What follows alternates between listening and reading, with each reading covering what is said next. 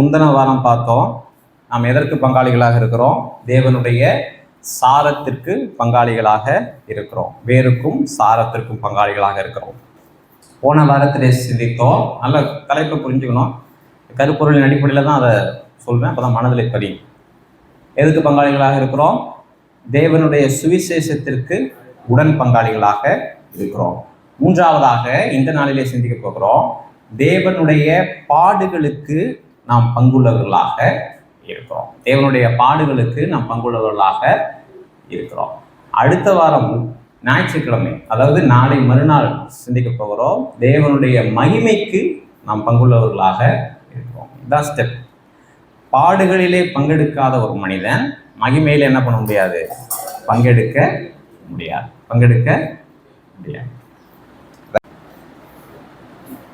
ஒரு பெரும் உபத்திரவம் வருது, ஒரு பெரும் பாடு வருது. யாரு? இயேசு கிறிஸ்துவை இரட்சகராக ஏற்றுக்கொண்ட ஆதி திருச்சபை விசுவாசிகளுக்கு, சீஷர்களுக்கு உலகத்தின் மூலமாக என்ன வருது? அவங்களுக்கு பாடுகள் உண்டாகும். விசுவாசத்தின் நிமித்தமாக, இயேசு கிறிஸ்துவை ஏற்றுக்கொண்டதன் நிமித்தமாக அவர்கள் துன்பப்படுத்தப்பட்டு, கொல்லப்பட்டு, நாடோடிகளாக என்ன பண்ணாச்சு? திரிய வேண்டியதான் போயிடுச்சு. இன்றைக்கும் நடக்குது. நைஜீரியா தேசத்தில் அந்த மாதிரி நடக்குது.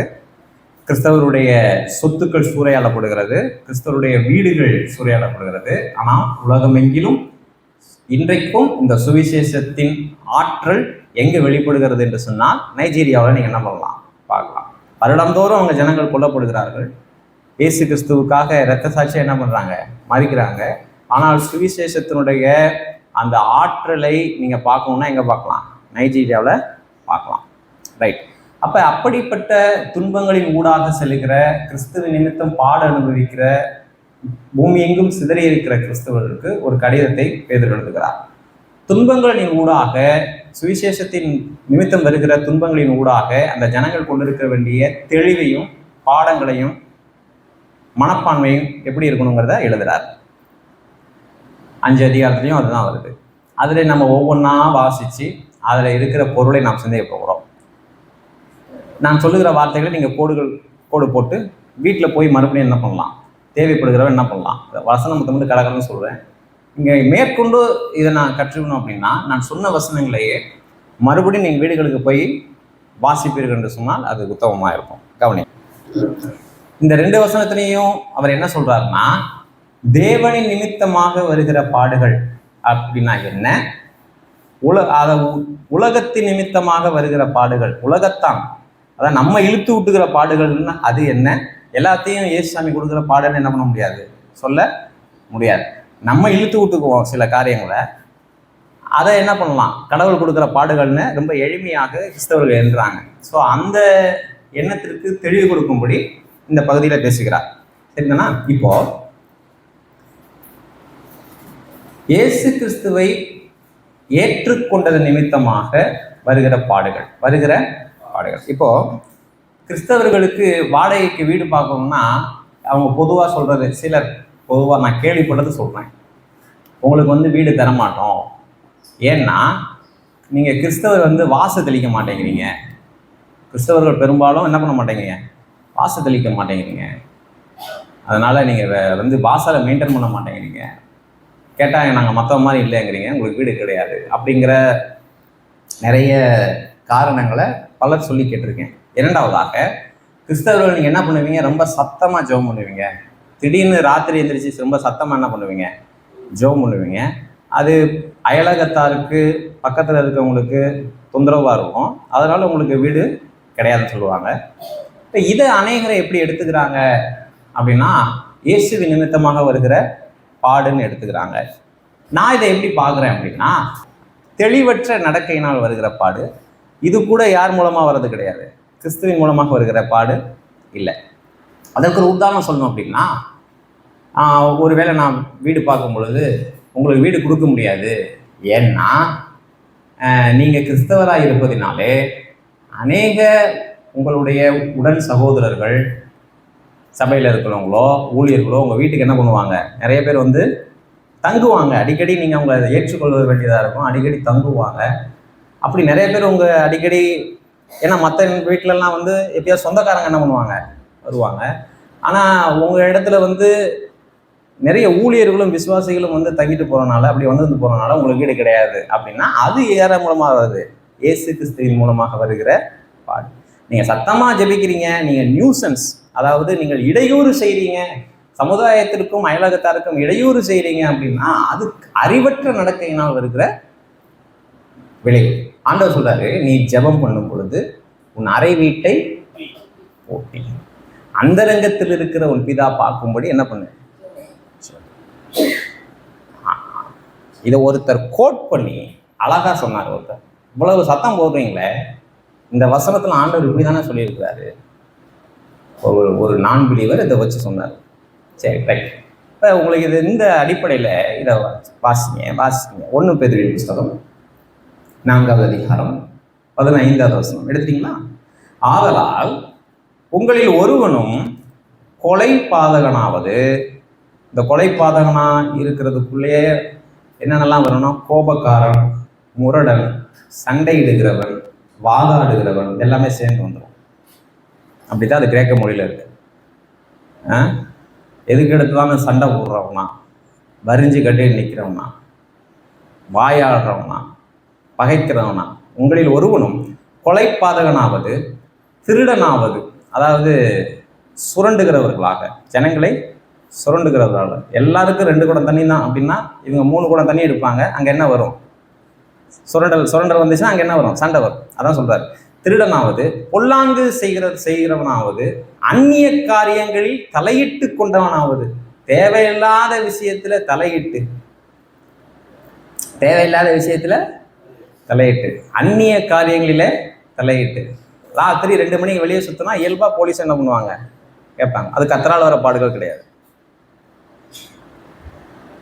அந்நிய காரியங்களிலே தலையிட்டு, காரியம் நம்முடைய வாழ்க்கைக்கும் சம்பந்தம் இல்லாம, இன்னொரு வாழ்க்கைக்கும் சம்பந்தம் இல்லாத அந்நிய காரியங்களை தலையிட்டு பாடு அனுபவிக்கிறவனா இருக்க கூடாது. பாடு அனுபவிக்கிறவனா இருக்கக்கூடாது. எப்படி?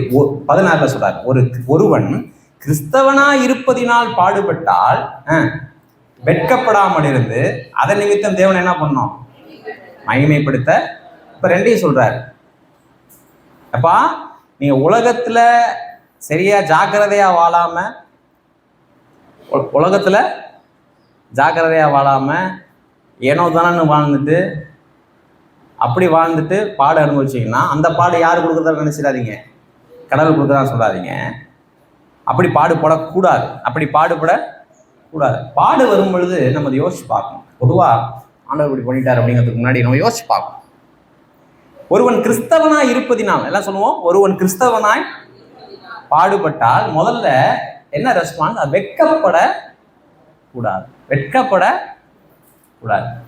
ஒரு கைப்பிரதியை போய் ஒருத்தன் கொடுக்குறீங்க, அவன் உங்களை திட்டுனா அப்படின்னா வெட்கப்படக்கூடாது.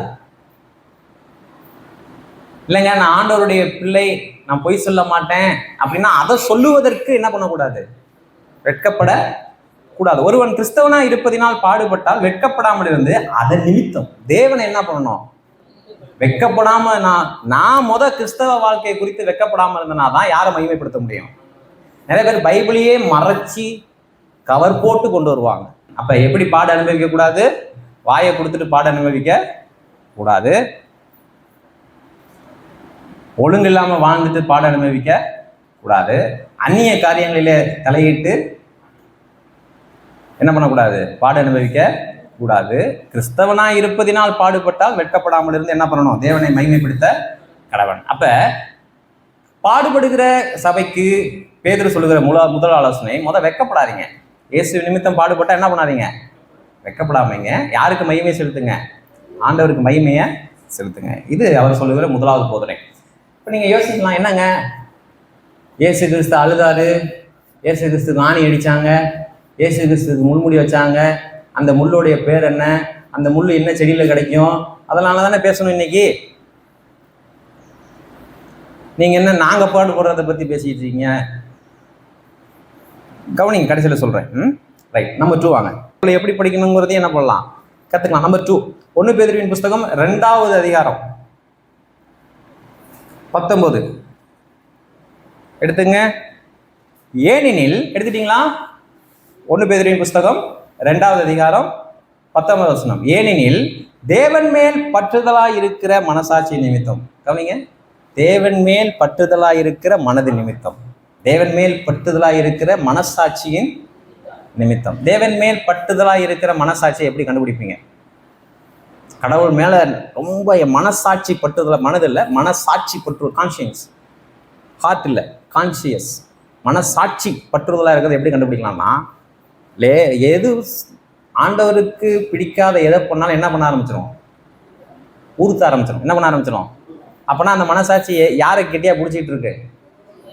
தேவனை. ஏனெனில் தேவன் மேல் பற்றுதலாக இருக்கிற மனசாட்சி நிமித்தம் ஒருவன் அநியாயம் பாடுபட்டு, எல்லாம் சொல்லுங்க, அநியாயமாய். நல்லா வேணும்டா உனக்கு, அந்த பாடுகள் கிடையாது. நல்லா வேணும் உனக்கு அப்படின்னு யாராவது சொன்னாங்கன்னா அப்ப அது யாரால வர பாடு இல்லை. அவனுக்கு கடன் கொடுக்காத அப்படின்னு சொன்ன, நீ என்ன பண்ண? கொடுத்த. அவனை உள்ள விடாதன்னு சொன்ன, நீ என்ன பண்ண? விட்ட. இப்ப அனுபவிக்கிற அதை கடவுள்கிட்ட இருந்து வர பாடுகள். ஏனெனில் தேவன் மேல் பற்றுதலா இருக்கிற மனசாட்சி நிமித்தம் ஒருவன் நியாயமா இல்லை. நியாயமா நம்ம பாடுபட்டோம்னா அது யார்கிட்ட வர பாடு கிடையாது, கர்த்தர்ட்ட இருந்து வந்த பாடு கிடையாது, கர்த்தர் நிமித்தம் வருகிற பாடு இல்லை. ஒருவன் அநியாயமாய் பாடுபட்டு உபத்திரவங்களை பொறுமையாக சகித்தால் அதுவே கடவுளுக்கு எப்படி இருக்கும்? பிரியமா. நான் அநியாயமா பாடுபட்டு உபத்திரவங்களை சகிச்சேன்னா எல்லாம் சொல்லுங்க, ஆண்டவர் அதுல பிரியப்படுறார். ஆண்டவர் என்ன பண்றாரு? அதுல என்ன பண்றாரு? என் மகன் அநியாயமா பாடுபட்டு என்ன பண்றான்? பாடுகளை செய்கிறான். வேலை பார்க்குற இடத்துல கோயம்புத்தூர்ல ஒரு இன்ஸ்பெக்டர் இருக்கார், லஞ்சமே வாங்க மாட்டார். போட்டு எல்லாம் அவரை டிஎஸ்பியிலேருந்து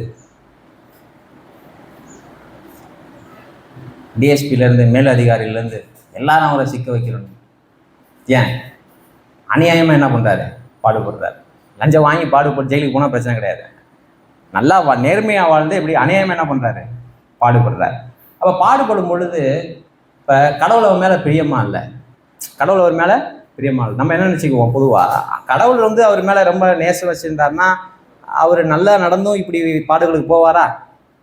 ஏசாமியை கூட என்ன நினைச்சாங்கன்னா, அவர் தேவனால் நொறுக்கப்படுகிறார், தேவனால் சபிக்கப்படுகிறார் அப்படின்னு என்ன பண்ணாங்க? நினைச்சாங்க. ஆனா அது என் நிமித்தம் நடந்தது. அப்ப என்ன சொல்றாரு? ஒருவன் அநியாயமாய் பாடுபட்டு உபத்திரவங்களை பொறுமையாய் சகித்தால் அதுதான் கடவுளுக்கு என்னவா இருக்கும்? பிரியமாய் இருக்கும். கவனிங்க, 20 அதுக்கு அடுத்த வசனம். நீங்கள் குற்றம் செய்து அடிக்கப்படும் பொழுது பொறுமையோடே சகித்தால் அதனாலே என்ன புகழ்ச்சி உண்டு? கீர்த்தி உண்டுன்னா புகழ்ச்சி உண்டுன்னு அர்த்தம். அதுல என்னங்க இருக்கு பெருமையா பேசுறதுக்கு? நீங்கள் குற்றம் செய்து அடிக்கப்படும் பொழுது, எல்லாம் சொல்லுங்க, நீங்கள் குற்றம் செய்து அடிக்கப்படும் பொழுது பொறுமையோடு சகித்தால் அதனாலே என்ன? நீங்கள் நன்மை செய்து பாடு அனுபவிக்கும் பொழுது பொறுமையோடு சகித்தால் அதுவே தேவனுக்கு முன்பாக எப்படி இருக்கும்? பிரீதியாய் இருக்கும். நம்பர் 2, தீமை செய்து பாடடிக்கும் பொழுது இல்லை, நன்மை செய்து பாடடிக்கும் பொழுது அது தேவனுக்கு எப்படி இருக்கும்? பிரியமா இருக்கும். தேவனுக்கு எப்படி இருக்கும்? பிரியமா இருக்கும். இது அவர் கொடுக்குற 2வது பாடம். 3வது 1 பேதுருவின் புஸ்தகம் 2வது அதிகாரம். 1 பேதுருவின் புஸ்தகம் 2வது அதிகாரம், அதுலேயே 21 அப்படியே அடுத்தது. இதற்காக நீங்கள் என்ன பண்றீங்க? அழைக்கப்பட்டும் இருக்கிறீர்கள். அவர் என்னன்னா, நீங்க ரட்சிக்கப்பட்டதே எதுக்கு? உங்களை கர்த்தர் எதுக்கு கூப்பிட்டார் அப்படின்னா, நன்மை செய்து பாட அனுபவிக்கதான் உங்களை கிறிஸ்தவனாவே நீங்க ஆனீங்கிறார். இதுக்கா ஆண்டவரை நான் ஏத்துக்கிட்டேன் அப்படின்னா அதுக்குதான் ஆண்டவரை ஏத்துக்கிட்டோம். இதுக்காகவா ஜெபம் பண்ணேன், இதுக்காகவா சர்ச்சுன்னு போனேன், அதுதான் கிறிஸ்தவ வாழ்க்கையில தெளிவுள்ளவர்களா இருக்கணும். ஏன் செய்யறோங்கிறது ரொம்ப ஜாகிரதையா. ஏனெனில் இதற்காகவே நீங்க என்ன பண்றீங்க? அழைக்க. எதற்காக? நன்மை செய்து பாட அனுபவிக்க தான் நம்ம என்ன பண்ணியிருக்கோம்? அழைக்கப்பட்டு இருக்கிறோம். தலைப்பு என்ன? பாடுகளுக்கு பங்குள்ளவர். இயேசு கிறிஸ்து இந்த பூமியில் எதுக்காக வந்தார்? பாடுபடும்படி வந்தார். யாருக்காக பாடுபடும்படி வந்தார்? அவருக்காக பாடுபடும்படி வரல. அவர் அநியாயமாய் பாடுபடும்படிக்கு வந்தார். தேவனை அதன் மூலமாக பிரியப்படுத்தும்படி வந்தார். பாவிகளினுடைய நிமித்தமாக ரட்சிப்பை உண்டு பண்ணும்படி பாடுபடுறதுக்காக இந்த பூமிக்கு வந்தார். இதற்காக நீங்கள் அழைக்கப்பட்டும் இருக்கிறீர்கள். ஏனெனில் கிறிஸ்துவும் உங்களுக்காக பாடுபட்டு நீங்கள் தம்முடைய அடிச்சுவடுகளை தொடர்ந்து வரும்படி உங்களுக்கு மாதிரியை பின்வைத்து. கவனிங்க, நான் இயேசுவை பின்பற்றுகிறேங்கிறத எப்படி அறிந்து கொள்ள முடியும்? அப்படி கேள்வி உங்களுக்குள் எழும்பும் என்று சொன்னால் பதில் என்ன அப்படின்னா, இயேசுவை பின்பற்றுகிறத எப்படி அறிஞ்சிக்கலாம்? நான் வந்து ஞானஸ்நானம் எடுத்துட்டேன், சர்ச்சுக்கு போகிறேன், பைபிள் படிக்கிறேன், உபவாசம் இருக்கிறேன், கொஞ்சம் நீதியாகவும் இருக்கிறேன், பொய் சொல்லாமல் இருக்கிறேன், அதெல்லாம் விட இங்கே ஒரு இடம் போட்டிருக்கு பாருங்க. இயேசு கிறிஸ்து உங்களுக்காக பாடுபட்டது நிமித்தமாக நீங்களும் தம்முடைய அடிச்சுவடுகளை தொடர்ந்து வரும்படி உங்களுக்கு என்ன வச்சுட்டு போனாரு? மாடலை வச்சுட்டு போனார். அப்போ நான் இயேசுவை பின்பற்றி கொண்டு இருந்தேன்னா, இன்னைக்கு என்ன 18ஆம் தேதி 2028 ஏப்ரல் மாதம் 18, நான் இயேசு கிறிஸ்துவை பின்பற்றிக்கிட்டு இருந்தேன்னா அவர் முன்ன பாடுபட்டு போறாரு. அவர் முன்ன பாடுபட்டுட்டு போறாரு. அந்த பாடுகளை நான் படும் பொழுது நான் எதில் கால் வைக்கிறேன்? அவருடைய காலடியில் காலை வைக்கிறேன். அப்போதான் அவருடைய பாடுகள் பட்டாதான் அந்த எப்படி கண்டுபிடிக்கலாம்?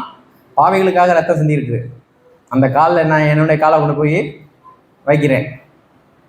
வைக்கும் பொழுது அவர் அதுக்கு தான் மாதிரியை விட்டு போனார்.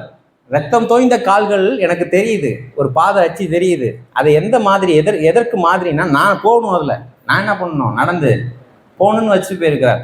அப்போ நான் இயேசுவை பின்பற்றுகிறேங்கிறத எப்படி கண்டுபிடிக்கலாம்னா, சுவிசேஷத்து நிமித்தமாக 2025 ஏப்ரல் மாதம் 18 நான் சுவிசேஷத்திற்கு பாட நம்பிக்கிறனா இருந்தால் நான் யார் பின்னாடி போயிட்டு இருக்கேன்? இயேசு பின்னாடி போயிட்டு. ரைட்? நான் கிறிஸ்தவனா, கடவுளை பின்தொடர்கிறவனா, இன்னைக்கு ஆண்டவர் கூட தான் நான் இருக்கிறேன்னா எப்படி கண்டுபிடிக்கலாம் அப்படின்னா, நான் ஒரு பாடுகளுக்குள்ளாக போயிட்டு இருக்கிறேன். பாடுகளுக்குள்ள, எந்த பாடுகளுக்குள்ள? இயேசுவின் பாடுகள், அதில் என் காலை வச்சு போயிட்டு இருக்கிறேன். அவர் எனக்காக பாடுபட்டார் அப்படின்னா என்ன அர்த்தம்னா, நான் ஜனங்களுடைய ரட்சிப்புக்காக ஒரு விதத்தில் என்ன பண்ணிட்டு இருப்பேன்? பாடுபட்டு இருப்பேன். எல்லாம் ப்ரொமோஷன் வந்து என்ன சொல்லுவாங்க? ப்ரொமோஷனுக்காக ஜெபம் பண்ணிங்க அப்படிங்கிறது தான் பெரிய ஜெப குறிப்பு. ரெண்டாவது பெரிய ஜெப குறிப்பு எதுனா, டிரான்ஸ்ஃபருக்காக என்ன பண்ணீங்க? ஜெபம் பண்ணீங்க. இதை விட பெரிய ஜெப குறிப்பு என்னன்னா, வேலை கிடைக்கணும்னு என்ன பண்ணீங்க? ஜெபம் பண்ணீங்க. இதெல்லாம் ஓடிட்டு இருக்கு இல்லையா? ப்ரமோஷன் கிடைச்சா என்ன பண்ணுவோம்? அவர் என்ன பண்ணார்? ஒரு நாள் பேசிகிட்டு இருக்கும்போது இன்னொருத்தட்ட சொல்கிறாரு, அன்னைக்கு கேட்டுட்டு இருக்கேன், ப்ரமோஷன் வந்துச்சுன்னே வேணான்னு எழுதி கொடுத்துட்டு வந்துட்டேன். வேணான்னு என்ன பண்ணிட்டு வந்தேன்? எழுதி கொடுத்துட்டு வந்துட்டேன். ஏன் அதில் என்ன பிரச்சனை உங்களுக்கு? நிறைய பேர் என்ன பண்ணுவாங்கன்னா, ஐயோ போட்டு புளிஞ்சிருவாங்க நம்மளை, அப்படி எழுதி கொடுத்துட்டு அப்படி பதவி உயர்வு வேணான்னு சொல்கிறவங்க உண்டு. ட்ரான்ஸ்ஃபரோட ப்ரமோஷன் வந்துச்சுன்னா என்ன பண்ணிடுவாங்க? வேணான்டுவாங்க. இருக்கிறது போதும். இல்லை நிறைய வேலை சுமை வரும் அப்படின்னா எனக்கு என்ன வேணாம்? ப்ரமோஷன். இவர் சொன்னது என்னன்னா, இப்போ 4 மணிக்கு வந்துடுவேன், வந்து குளிச்சுட்டு 5 மணிக்கு ஊழியத்துக்கு போயிடுவேன். 5 மணிக்கு என்ன பண்ணிடுவேன்? ஊழியத்துக்கு. தினந்தோறும் என்ன பண்ணிடுவேன்? போயிடுவேன். ப்ரமோஷன் வாங்கிட்டேன்னா 27,000 சம்பளம் கூட. எவ்வளவு? 27,000 சம்பளம் கூட. வீடை வந்து அடுத்த டைப் வீடு கொடுத்துருவாங்க, கார் கொடுத்துருவாங்க, எல்லாம் கொடுத்துருவாங்க. ஆனால் எத்தனை மணிக்கு போகணும்? 7:30 மணிக்கு தான் போகணும். வீட்டுக்கு எத்தனை மணிக்கு போகணும்? 7:30 மணிக்கு. அதனால் என்ன ப்ரமோஷன் வேணாம்னு என்ன பண்ணிட்டேன்? எழுதி கொடுத்துட்டு வந்துட்டேன். இது என்ன பாடு? இதுவும் ஒரு விதத்தில் என்னது தான், வெறும் பாட அனுபவிப்பதுன்னா துன்பங்களின் ஊடாக மட்டும் போகிறது இல்லை. ஒரு இன்பம் வருதுன்னா அதை தவிர்த்தனாலும் என்னது தான், அதுவும் ஒரு விதத்தில் என்ன பண்ணலாம்? ஏற்றுக்கொள்ளக்கூட வேண்டியது தான். சுவிசேஷத்தின் நிமித்தமாக வருகிற பாடு, சுவிசேஷத்தின் நிமித்தமாக வருகிற. அப்போ அவர் யாரை ஃபாலோ பண்ணிட்டு இருக்காரு? இயேசு கிறிஸ்துவை அடிச்சோடுல போயிட்டு இருக்காரு. யாருக்காக பாட அனுபவிக்கிறாரு? ஜனங்களுடைய ரட்சிப்புக்காக. ரைட்டா? அப்ப என்ன சொல்றாரு? துன்பங்களின் ஊடாக செல்லும் பொழுது கடவுள் என் கூட இருக்கிறாரா? கடவுள் கூட தான் நான் இருக்கிறேனா? அவரை உண்மையாக தான் ஃபாலோ பண்ணிட்டு இருக்கேனா? இது கடவுளுடைய சித்தம் தானா அப்படின்னு உங்களுக்கு யோசனை வந்துச்சுன்னா, ஆமா, நீங்க யாருடைய பாத அச்சில போயிட்டு இருக்கீங்க? அதை விட்டுட்டு போனது யாரு? கிறிஸ்து தான் அதை என்ன பண்ணியிருக்காரு? விட்டு போனாரு. இன்னொருவருடைய ரட்சிப்புக்காக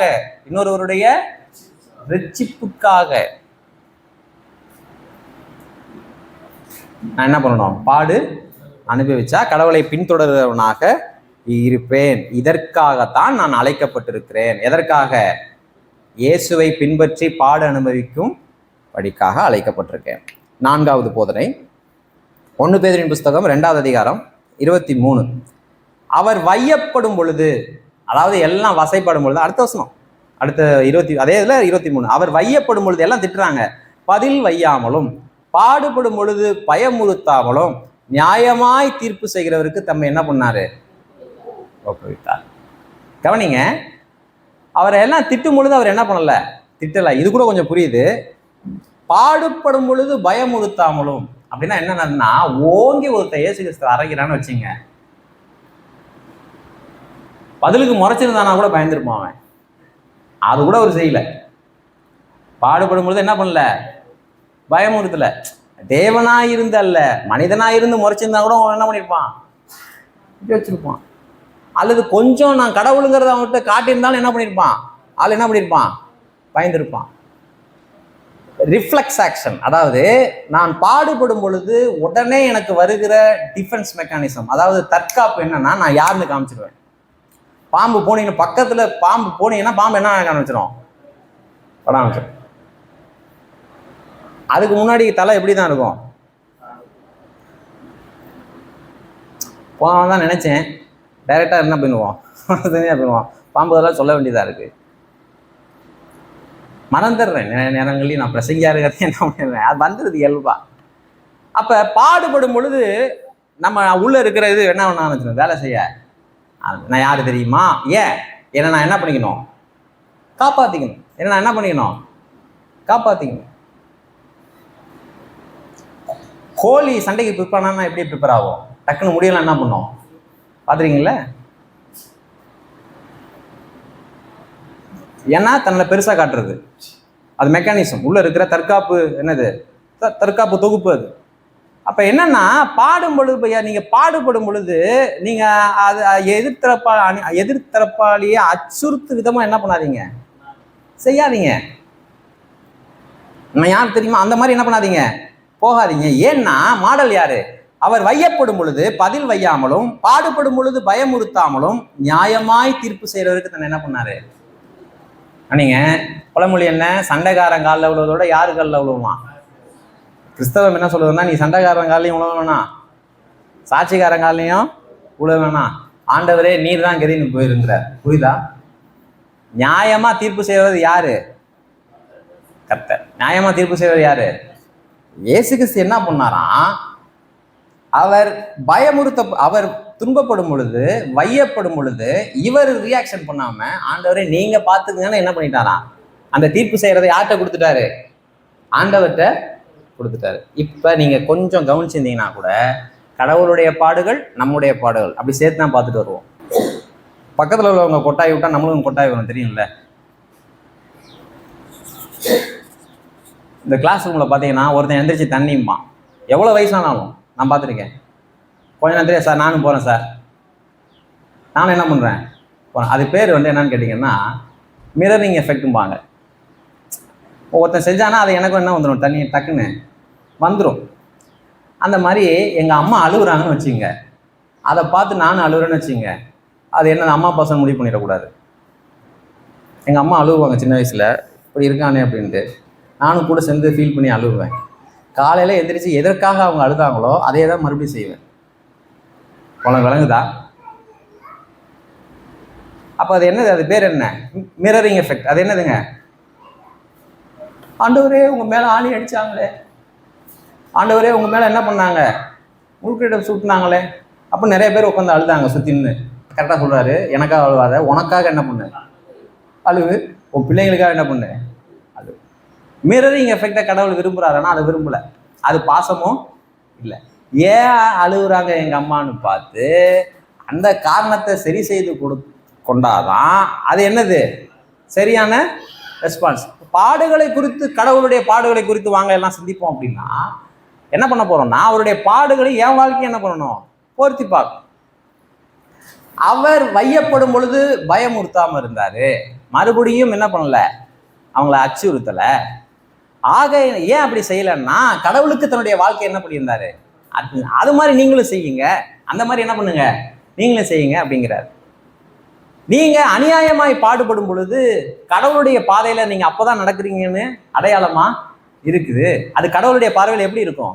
பிரீதியானது. கடவுளுடைய பார்வையில அது ரொம்ப பிரியமா இருக்கு அப்படிங்கிறார். அப்ப தேவனுடைய பாடுகளுக்கும் என்னுடைய ஒரு கிறிஸ்தவனுடைய வாழ்வுக்கும் என்ன உண்டு? 100% அன்றாட வாழ்க்கைக்கு என்ன உண்டு? தொடர்பு உண்டு. இது ஏப்ரல் மாசம் 18ஆம் தேதி சமாச்சாரம் இல்லை இது. அந்த 5th one 1 பேதுருவின் புஸ்தகம் 3வது அதிகாரம் 14வது வசனம். நீதி நிமித்தமாக நீங்கள் பாடுபட்டால் எப்படி இருப்பீங்க? அவர்களுடைய பயமுறுத்தலுக்கு நீங்கள் பயப்படாமலும் கலங்காமலும் இருந்து. முதல்ல என்ன பண்ணீங்க? நீங்க பாடுபடும் பொழுது நீங்க என்ன பண்ணாதீங்க? பயமுறுத்தாதீங்க. இப்ப வேற யாராவது உங்களை பயமுறுத்தினாலும் பயப்படாதீங்க. அது பாக்கியத்தை தான் உங்களுக்கு உண்டு பண்ண போகுது. இன்னொருத்தர் உங்களை அச்சுறுத்தினார்னா, இயேசு கிறிஸ்துவின் நிமித்தமாக அநியாயமா நீங்க பாடுபடுத்துறதுக்கு இன்னொருத்தர் காரணமா இருந்தார்னா கலங்காதீங்க, பயப்படாதீங்க. நீங்க எப்படி? நீங்க யாரு? பாக்கியவான்களா இருப்பீர்கள். அவர்களுடைய, அதாவது உலகத்தினுடைய பயமுறுத்தலுக்கும் நீங்கள் பயப்படாமலும் கலங்கலாமலும் இருந்து. அடுத்தது வாசிங்க. கர்த்தராகிய தேவனே உங்கள் இருதயங்களில் என்ன பண்ணுங்க? பரிசுத்தம் பண்ணுங்கள். உங்களில் இருக்கிற நம்பிக்கையை குறித்து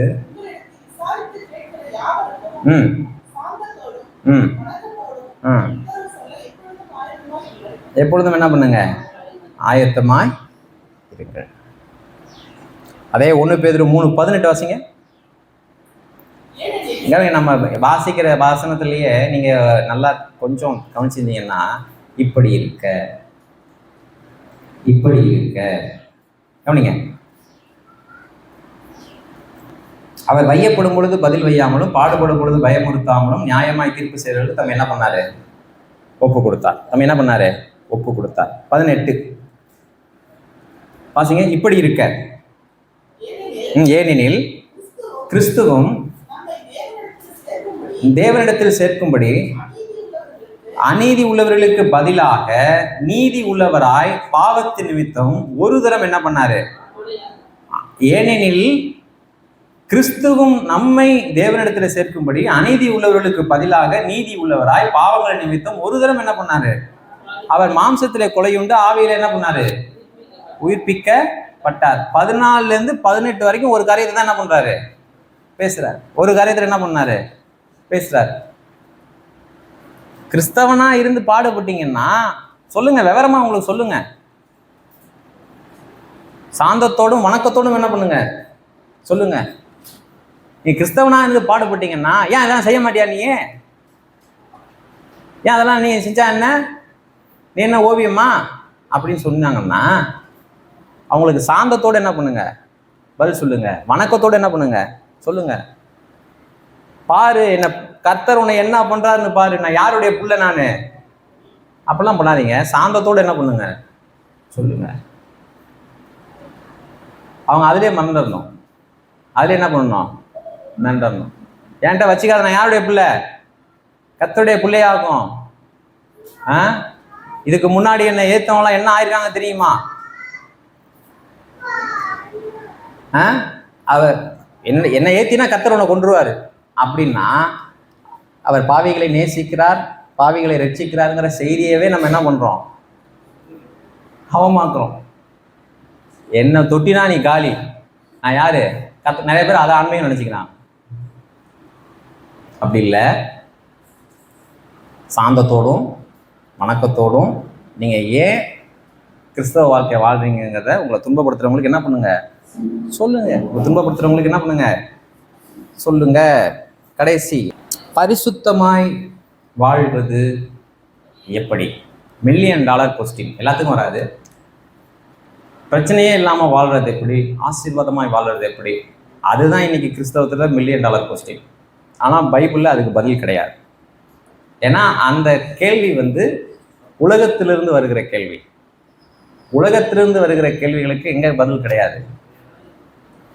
பரிசுத்தமாக நான் வாழணும், கடவுளுக்கு பிரியமா வாழணும், அல்லது பரிசுத்தத்திலே மேம்பட்ட ஒரு வாழ்க்கையை வாழணும் அப்படின்னு நீங்க யார்ட்டையா போய் கேட்டீங்கன்னா உடனே என்ன சொல்லுவாங்க? அவங்க அதுக்கு சொன்னாங்க, ஜெபம் பண்ணணும், பைபிள் படிக்கணும். கரெக்டு. அதான் நீங்கள் எப்படி இருக்கிறீங்க அதை தான் கேட்குறேன். இப்போ நான் என்ன பண்ணுறேன், ஆண்டவரே என்னை ஒப்பு கொடுக்குறேன்னு சொல்கிறேன் ஜெபத்தில். ஆனால் என்னால் ஒப்பு கொடுக்க முடியல. ஒப்பு கொடுக்குறேன்னா என்ன? ஒப்பு கொடுக்குறேன்னா என்ன? கம்ப்ளீட்டாக நீங்கள் என் வாழ்க்கையில் என்ன வேணாலும் செய்யுங்க ஆண்டவரே, நான் ஏற்றுக்கிறேன். ஏன் என்றால் மாம்சத்தின் எடுத்துட்டீங்களா, 1 பேரின் புஸ்தகம் 4வது அதிகாரம். எப்போ ஒப்பு கொடுக்க முடியும்? எப்போ அர்ப்பணிக்க முடியும்?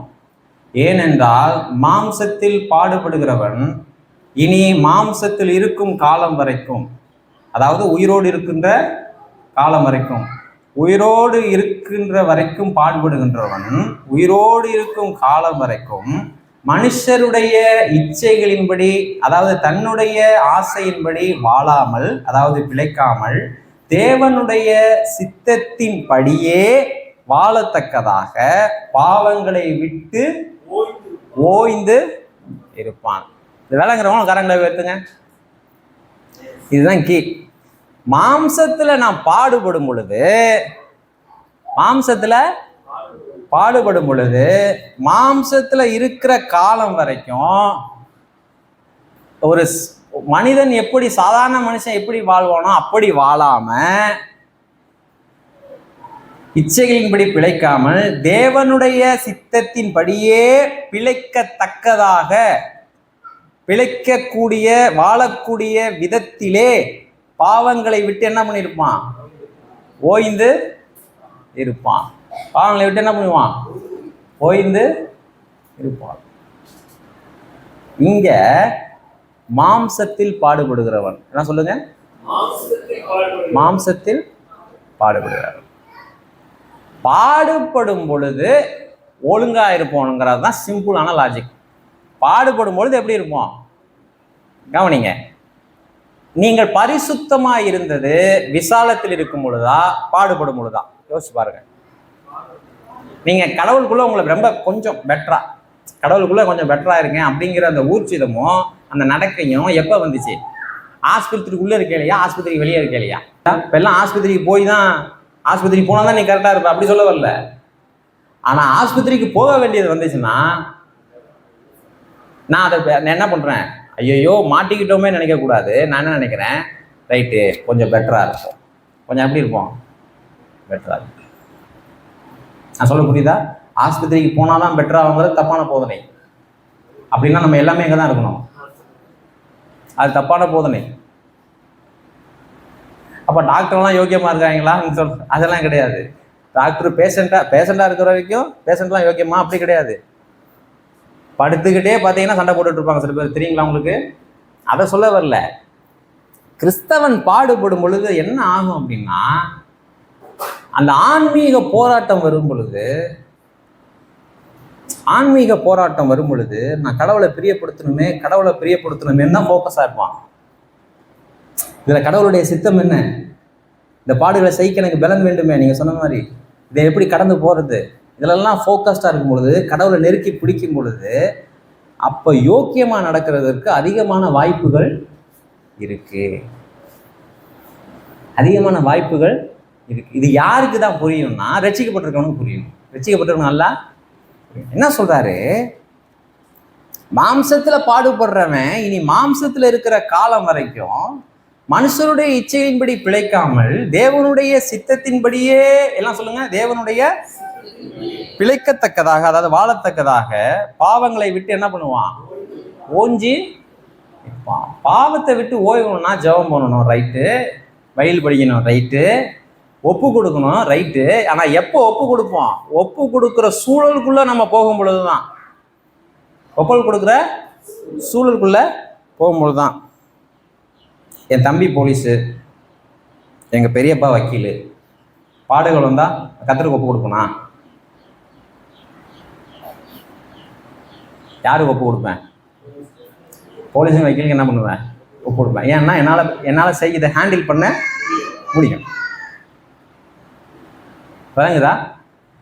அப்போ இந்த மாதிரியெல்லாம் பிரச்சனை வரும்பொழுது எனக்கு யாருமே இல்லைன்னு நீங்கள் நினச்சிங்கன்னா நீங்கள் தான் பாக்கியசாலிகள். அந்த சூழல் எப்படிப்பட்டது? பாக்கியமான சூழல். இப்போ யாருக்கு உங்களை ஒப்பு கொடுக்க போறீங்க? ஆண்டவரே, நான் வாதாட முடியாது, எதுவுமே எனக்கு இல்லை.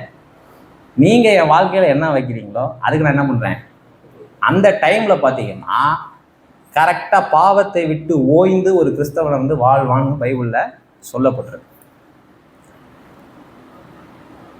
இந்த போதனையில ரொம்ப ஜாக்கிரதையா இருக்கணும். நீங்க தப்பா புரிஞ்சுக்க கூடாது. யூடியூப்ல என்ன கேட்கறவங்களும் தப்பா புரிஞ்சுக்கூடாது. ஏன்னா அப்படி புதுசா இருக்குன்னு அப்படி நினைச்ச கூடாது. பாடுபடும் பொழுது அவருக்கு எடுக்கிற ஃபைனல் மெசேஜ் என்னன்னா, பாடுபடுற காலத்துல என்ன பொசிஷனுக்கு நீ வர்ற, ஆண்டவரே நீங்க பார்த்து என் வாழ்க்கையில எது செஞ்சாலும் சரி, அந்த பொசிஷனுக்கு வரும் பொழுது ஒழுங்கா இருப்ப, அந்த பொசிஷனுக்கு வரும்பொழுது ஒழுங்கா இருப்ப. அதை தான் சொல்லிட்டு இந்த எந்த 2ல சொல்றாரு. இப்ப இந்த 2 வாசிட்டு 1 வாசிங்களேன். இப்படி இருக்க கிறிஸ்து நமக்காக மாம்சத்திலே பாடுபட்டபடியா நீங்களும் அப்படிப்பட்ட சிந்தையை, கடவுள் அல்ல நம்முடைய ஆயுதம், கடவுளுடைய சிந்தை நம்முடைய ஆயுதம். எத்தனை பேருக்கு புரியுது? கடவுளை ஆயுதமாக வச்சிருக்கிறது வேற, அதெல்லாம் பண்ணுவாங்க. கடவுளுடைய சிந்தையை ஆயுதமாக வைத்து, கடவுளுடைய சிந்தனை என்ன? இது நான் இவ்வளோ வாசிச்சோம்ல, பாடுகள் போகும்பொழுது என்னுடைய ஆயுதம் என்ன? நான் பாடுபடும் பொழுது நான் மறுபடியும் அவங்கள வையக்கூடாது. அதுதான் கடவுளுடைய சிந்தை, அதுதான் என்னுடைய ஆயுதம். அதுதான் என்னுடைய பாடுபடும் பொழுது அவங்கள அச்சுறுத்தக்கூடாது. அதுதான் கடவுளுடைய சிந்தை, அதுதான் என்னுடைய ஆயுதம். நான் பாடுபடும் பொழுது அவரை போலவே பொறுமையா என்ன பண்ணணும், சகிக்கணும், அதை பாக்கியமா எண்ணணும். அதுதான் கடவுளுடைய சிந்தை. உங்களுக்காக எனக்காகவும் சந்தோஷத்தோடு பாட ஆரம்பிச்சாரா, துக்கத்தோடு பாட ஆரம்பிச்சாரா? அப்ப ஆண்டவருக்காக பாடுபடும் பொழுது நான் சந்தோஷம் உள்ள மனநிலை உள்ளவனா இருக்கணும், வெட்கப்படக்கூடாது. அது நிமித்தம் கடவுளுக்கு என்ன உண்டாகும், மகிமை உண்டாகும். அது அந்த கடவுளுடைய சிந்தை தான் என்னுடைய ஆயுதம். எப்ப பாடுகள் நடுவாக போகும் பொழுது. அடுத்தது அவர் கடவுளுக்கு தன்னை அர்ப்பணிச்சிட்டார். நான் நிர்வாணமா தான் சிலையில தொங்கணும்னா இது யாருடைய சித்தம்? உங்களுடைய சித்தம். உமக்கு என்ன பண்ண முழுசா என்ன பண்ணிடுறேன், அது கம்ப்ளீட் சரண்டர். கவனிங்க, இயேசு கிறிஸ்துவால் தன்னைத்தானே காப்பாற்றி கொள்ள முடியுமா, முடியாதா? பிதாவின் உதவி இல்லாமல் அதை செய்ய முடியுமா, செய்ய முடியாது. முடியும். ஏன்னா he himself God, அவரே கடவுள். இந்த ஜீவனை கொடுக்கவும் எடுக்கவும் எனக்கு என்ன உண்டு? பிதா தன்னில் தான் ஜீவனாய் உள்ளவராய் இருப்பது போல நானும் எப்படி இருக்கிறேன், ஜீவன் உள்ளவனா இருக்கிறேன். ஐ மை செல்ஃப் லைஃப், அதாவது நானே ஜீவன். என்ன ஒருத்தர் என்ன பண்ண முடியாது, கொல்ல முடியாது. எனக்குள்ள ஜீவன் இருக்கு, அதனால இதை எடுத்துடலாம். ஆனா அவர் என்ன சொல்றாரு, நானே எப்படி இருக்கேன், ஜீவனா இருக்கிறேன். ஜீவன் உள்ளவனா இல்ல, நானே ஜீவனா இருக்கிறேன். இப்ப என்ன ஒருத்தர் என்ன பண்ண முடியாது, கொல்ல. என்னை காப்பாத்திக்க யாருடைய உதவி எனக்கு என்ன இல்லை. ஆனா நான் யாருக்கு என்னை அர்ப்பணிக்கிறேன். அப்ப வழி இல்லாமல் அர்ப்பணிப்பது அல்ல, எல்லாம் இருந்தும் அர்ப்பணிக்கிறதா கிறிஸ்துவை போல அர்ப்பணிக்கிறோம். அதை நீங்க ஆயுதமா வச்சுக்கிட்டீங்கன்னா எல்லா பாடையும் நீங்க கடந்து போயிடலாம். அந்த சிந்தை உங்களுக்கு இருந்துச்சுன்னா நீங்க பாவம் செய்யறதுக்கே காரணம் என்னன்னா, என்ன நான் காப்பாத்திக்கணும் தானே. பாவம் செய்வதுடைய மிகப்பெரிய ஆணி அச்சு வேறு என்னன்னா என்ன பண்ணணும், காப்பாற்றிக்கணும். என் வேலையை காப்பாற்றிக்கணும், குடும்பத்தை காப்பாற்றணும், பொருளாதாரத்தை காப்பாற்றணும், மானத்தை காப்பாற்றணும், மரியாதையை காப்பாற்றணும். அதுக்கு என்ன கிருமுறி வேலை வேணாலும் என்ன பண்ணணும். சரி, கடவுளுக்கு அர்ப்பணிக்கும் பொழுது என்ன ஆகும், பாவத்தை விட்டு என்ன பண்ணுவோம், நம்ம இயல்பா ஓஞ்சிருப்போம். கடவுளை ஆயுதமாக தரிப்பதில்லை, கடவுளுடைய சிந்தையை. இயேசு கிறிஸ்துவுக்கு கண்டிப்பா நம்ம பாடுபட போதும் அப்படிங்கிறது தெரியுமா தெரியாதா? நம்ம ஏன் தெரியுமா நிறைய நேரங்கள்ல பாடுகளை பத்தி பயப்படுறோம்? நம்ம கண்டிப்பா பாடு அனுபவங்கிறது நமக்கு தெரியல. நான் எதிர்பார்த்துக்கிட்டே தான் இருக்கேன். ஏதாவது ஒரு பிரச்சனை தீர்ந்துச்சுன்னா அடுத்து எதுக்கு ரெடி ஆயிடுவேன்னா அடுத்தது ஃபேஸ் பண்ண போறேன். ஒரு பிரச்சனை முடியுது அப்படின்னா கண்டிப்பா என்ன பண்ண போறேன், நாளைக்கு இன்னொன்று என்ன பண்ண போறது, நான் ஆரம்பிக்கிறது இல்லை. நல்லா புரிஞ்சுக்கணும். ஆண்டவரே பாடுகளை தாங்க போதுன்னா அப்படி ஜெபம் பண்றது இல்லை, ஆரம்பிக்க போகுது. அது ஏன்னா பிலிப்பியர் நிருபத்துக்கு வாங்க, 1வது அதிகாரம் வாங்க. ஜெயிலில் இருக்கிறாரு பவுலுக்காக பரிதாபப்படுறாங்க. ஐயோ சுவிசேஷ நிமித்தம் எங்க போயிட்டாரு, ஜெயிலுக்கு போயிட்டாரு. கவனிங்க, நீங்க வீடு கட்டிங்கன்னா என்ன சொல்லுவீங்க, கர்த்தருடைய கிருபை. என்ன கேட்டீங்கன்னா நான் என்ன சொல்லுவேன், கர்த்தருடைய கிருபை. வேலை கிடைச்சுன்னா என்ன, அது யாருடைய கிருபை?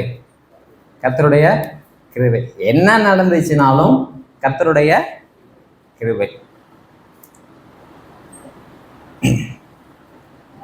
ஒரு 10 பேர் ஆண்டவருக்காக ஞானஸ்தானம் எடுத்தார்கள்.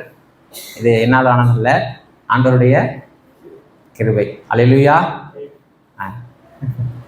என்ன நல்லது நடந்தாலும் அது யாருடைய கிருபை? கர்த்தருடைய கிருபை. எந்த கெட்டது நடந்தாலும் அது யார் மூலமா நடக்குது? சாத்தான் மூலமா. ஒரு விதத்தில் கரெக்டு தான். கடவுள் தீமைக்கு காரணர் அல்ல, ஒரு விதத்தில் கரெக்டு தான். கவனிங்க, பிலிப்பியர்கள் நிருபம். இந்த கிருபைன்னு சொன்னேன் இல்லையா, இதுக்கு தமிழ் வார்த்தை அருள். தமிழ் வார்த்தை என்னது? அருள். கடவுள்கிட்ட இருந்து அருளை பெற்றுக்கொள்கிறோம் இல்லையா, அதுதான் கடவுள்கிட்ட இருந்து கிருபையை பெற்றுக்கொள்வது. கடவுள்கிட்ட இருந்து அருளை பெற்றுக்கொண்டா என்ன நடக்கும்? பொதுவாக என்ன நினச்சிட்டு இருக்காங்க உலகத்தில்? வேலை கிடைக்கும், நடக்காத நல்லதான் நடக்கும், எல்லாமே நடக்கும், எல்லாம் நல்லதும் நல்லதாவே நடக்கும். Correct, 100 mark. நல்லதாவே நடக்கும். இது கடவுளுடைய அருள், எல்லாம் கடவுளுடைய அருள். பிலிப்பியருக்கு ஒரு நிருபத்தில் ஜெயிலில் இருக்கிறார். யாரு? பாஸ்டர். எங்க இருக்கிறாரு? நல்ல விசுவாசிங்க பாருங்க, ஒளிஞ்சான் அதோட அப்படின்னு நினைக்காம ரொம்ப துக்கப்படுறாங்க. ஒரு காலம் துக்கப்படும்போது அவங்களுக்கு எழுதுறாரு. இவர் என்ன எழுதுறாரு? ஏனெனில் 1:29, ஏனெனில் கிறிஸ்துவனிடத்தில் விசுவாசிக்கிறதற்கு மாத்திரம் அல்ல. நல்ல இன்னைக்கு கோடு போடணும்னா எங்க கோடு போடணும்? நீங்க இது ரொம்ப முக்கியமான விஷயம். விசுவாசிக்கிறதுக்கு மாத்திரம், ஞானஸ்தானம் எடுக்கிறதுக்கு மாத்திரம், சர்ச்சைக்கு வர்றதுக்கு மாத்திரம் அல்ல, காணிக்கை கொடுக்கறதுக்கு மாத்திரம் அல்ல. ஏனெனில் கிறிஸ்துவனிடத்தில் விசுவாசமா இருக்கிறதுக்கு மாத்திரம் அல்ல, அவர் நிமித்தமாக, என்ன சொல்லுங்க, அவர் நிமித்தமாக பாடுபடுகிறதற்கும் உங்களுக்கு என்ன சொல்லுங்க, அருளப்பட்டு இருக்கு. அந்த பாக்கியத்திற்கு என்னுடைய தகப்பனையும் என்னுடைய பிள்ளைகளையும் தெரிந்து கொண்ட ஆண்டவருக்கு ஸ்தோத்திரம். தேவனுக்காக மரிப்பது எப்படி? பாக்கியம். அந்த பாக்கியத்துக்கு மற்றவனை சூஸ் பண்ணல. யாரை சூஸ் பண்ணியிருக்காரு? எங்க அப்பாவையும் என் 2 தம்பிங்களையும். அப்ப அதற்கு கடவுளுக்கு என்ன சொல்லணும்? நன்றி தான். அப்ப பாடுகளுக்காக பாடுபடுறது கிறிஸ்து நிமித்தமா. எல்லாம் கிறிஸ்துக்காக பாடுபட முடியுமா? முடியாது. கிறிஸ்துவுக்காக நான் பாடுபடுறேன்னா அது கிருபையிலே ஒன்று. தேவன் எனக்கு பாராட்டின கிருபையிலே ஒன்று. அதுதான் இங்க சொல்ல வர்றார். பாடுபடுவதற்கும் விசுவாசிக்கிறது கிடையாது, சும்மா விசுவாசி அலையிலியா சொல்றது கிடையாது. பாடுபடுறதுக்கும் நமக்கு என்ன பண்ணிருக்கு? அருளை பட்டிருக்கு. அப்படின்னா என்ன அர்த்தம்னா, நான் ரட்சிக்கப்பட்டிருக்கிறது எந்த அளவு உண்மையோ, என்னை பொறுத்த வரைக்கும் நான் கடவுளை விசுவாசிக்கிறது எந்த அளவுக்கு உண்மையோ அந்த அளவுக்கு சுவிசேஷத்து நிமித்தமாக நான் பாடுபடதான் போகிறேன். அதுதான் இப்பதான் அவருடைய பாடுக்கு பங்காளிகளாய் மாறுறேன்.